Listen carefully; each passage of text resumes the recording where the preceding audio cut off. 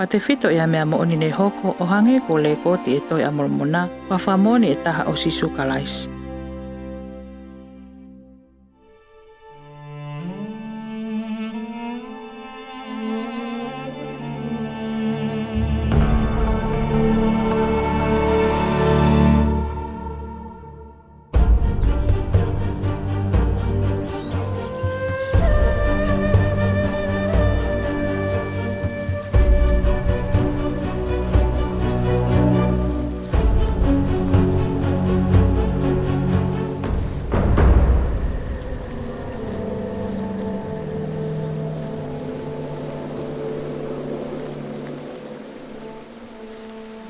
Ko mau au kai molo tulahe na ala foa ki mai e ki hatu whakanga o no lau maarie.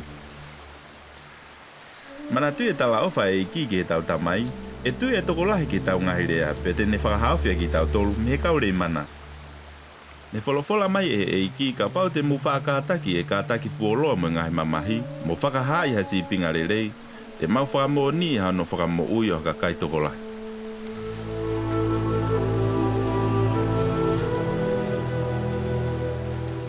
Eiki, o mi mua tu whakanga o lau maari e ke ne nofo ia ki mauto. Ke maulawa o hoko ko ha mea ngā ue i o tau kupu, ke o mea ho mau ka inga, ai kaure i mana ke ilo i o moni.